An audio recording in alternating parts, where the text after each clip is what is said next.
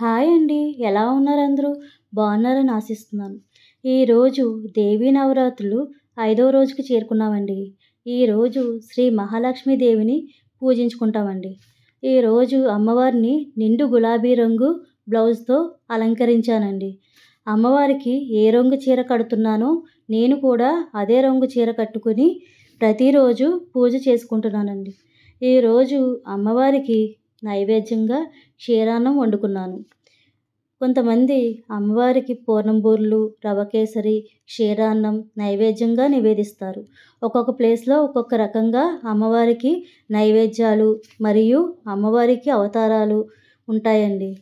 మనకి దగ్గరగా ఉన్న విజయవాడ దుర్గమ్మకి ఏ రకంగా పూజిస్తున్నారో అదే విధంగా నేను ఇంట్లో పూజ చేసుకుంటున్నానండి. ఈరోజు అమ్మవారికి తామర పువ్వులు, తెల్లని కలువలు, గులాబీ పువ్వులతో పూజిస్తారండి. మనం ఈరోజు డబ్బులు దానం చేస్తే చాలా మంచిదండి. ఆ మహాలక్ష్మి అనుగ్రహం మనకు లభిస్తుంది.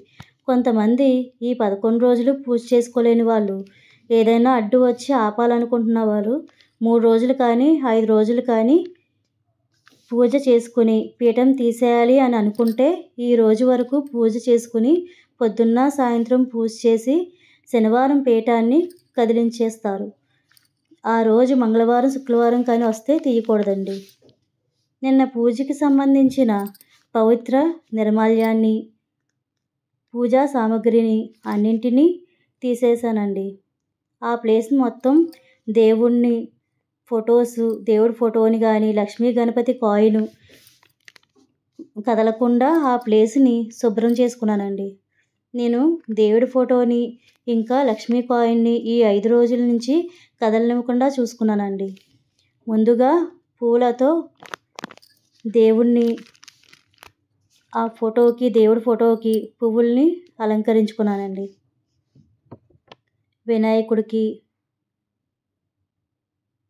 అందరికీ పువ్వులతో అలంకరించుకున్నానండి.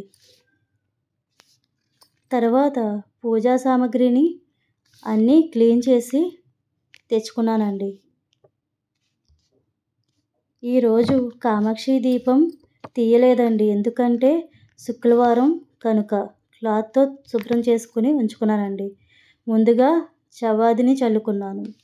పూజకి దగ్గర 2 ప్లేట్లను వేసుకొని దానిలో 2 అక్షింతలు వేసి దీపారాధన కుందులను ఇరువైపులా పెట్టుకుని ఆయిల్ వేసి వత్తులు వేసుకున్నానండి.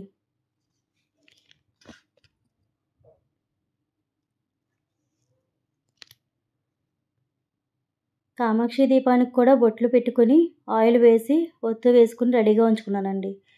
ముందుగా కైవత్తితో దీపారాధనను చేసుకున్నానండి. దీపాలకు గంధము, కుంకుమ బొట్లు పెట్టుకున్నాను. నేను నిన్న పూజ చేసుకున్నట్లుగా ఆచమనం చేసుకుని ముందుగా గణపతికి పూజ చేసుకున్నాను. దేవునికి పువ్వులు, అక్షంతలు వేసి నమస్కరించుకుని పూజను మొదలుపెట్టానండి.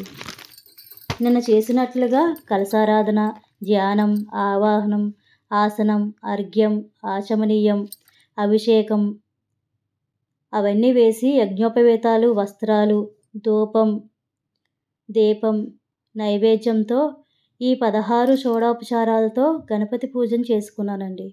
ఇలా షోడోపచారాలు చేయలేని వారు పంచోపచారాలతో కూడా పూజ చేసుకోవచ్చండి.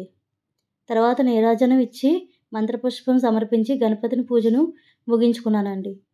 నా దగ్గర ఉన్న మంగళకరమైన వస్తువులను ముందుగా అమ్మవారి దగ్గర పెట్టుకున్నానండి. ముందుగా మల్టీ కలర్ చిట్టిగాజులు, పచ్చని చిట్టిగాజులు, పసుపు రంగు చిట్టిగాజులు, తామర గింజలు, గురువింద గింజలు, ఎరుపు చిట్టిగాజులు, శంకుచక్రాలు, విష్ణు చక్రాలు, లక్ష్మీ గవ్వలు వీటన్నింటినీ లక్ష్మీ అమ్మవారి దగ్గర ఉంచుకున్నానండి. ఈరోజు శుక్రవారం మరియు మహాలక్ష్మీదేవి పూజ ఎంతో విశిష్టమైన రోజు కనుక వీటన్నింటినీ పెట్టి పూజ చేసుకున్నానండి. లక్ష్మీ అమ్మవారికి కూడా షోడోపచారాలు పూజ చేసుకుని క్షీరాన్నం ప్రసాదంగా చేసుకున్నాను కదా, అది ప్రసాదంగా పెట్టుకుని ధూపం, దీపం చూపించి నా దగ్గర ఉన్న తెల్లని పుష్పాలతో లక్ష్మీ మంత్రాన్ని, స్తోత్రాలను చదువుతూ పువ్వులతో కాసేపు పూజ చేసుకున్నానండి. తర్వాత లక్ష్మీ అష్టోత్తరం చదువుతూ నా దగ్గర ఉన్న పచ్చని, ఎరుపు, పసుపు, చిట్టి గాజులతో పూజ చేసి తామర గింజలతో కూడా పూజ చేసుకున్నానండి. తర్వాత అమ్మవారికి నీరాజనం ఇచ్చుకున్నానండి. ఇలా లక్ష్మీ అమ్మవారికి కూడా పూజ కంప్లీట్ చేసుకున్నాను. ధూప్ స్టిక్తో అమ్మవారికి ధూపాన్ని చూపించానండి. ఏమిటో ఈరోజు ఇంకా పూజ చేసుకోవాలని, అక్కడే ఉండాలని అనిపించింది. అందుకని మళ్ళీ లక్ష్మీ అష్టోత్తరం చదువుకుంటూ కుంకుమ పూజను చేసుకున్నానండి. యాక్చువల్లీ రోజు సాయంత్రం కుంకుమ పూజ చేసుకుంటాను. అలాంటిది ఇప్పుడు కూడా చేసుకోవాలని అనిపించింది మనసుకి.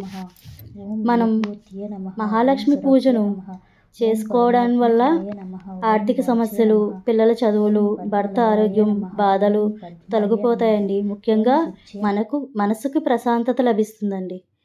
మనకి ఎన్ని డబ్బులున్నా, ఎన్ని ఆస్తులున్నా అవేమీ ముఖ్యం కాదండి. అవి ఉన్నా లేకపోయినా ఆడవారు కోరుకునేది సౌభాగ్యమే కదండి. నిత్యం సౌభాగ్యవతిగా ఉండాలనే కోరుకుంటాం కదా. ఏమో నాకు తెలిసింది చెప్పానండి. నా పూజ ఎలా ఉందో చూసి కామెంట్ చేసి లైక్ చేసి చెప్పండి. ఇవన్నీ చేయలేము అనుకునేవారు సింపుల్గా శుక్రవారం పూజ ఎలా చేస్తామో అలా చేసుకున్నా చాలండి. మెయిన్ దీపం పెట్టుకొని నమస్కరించిన ఆ అమ్మ దయ మనకి ఎప్పుడూ ఉంటుందండి.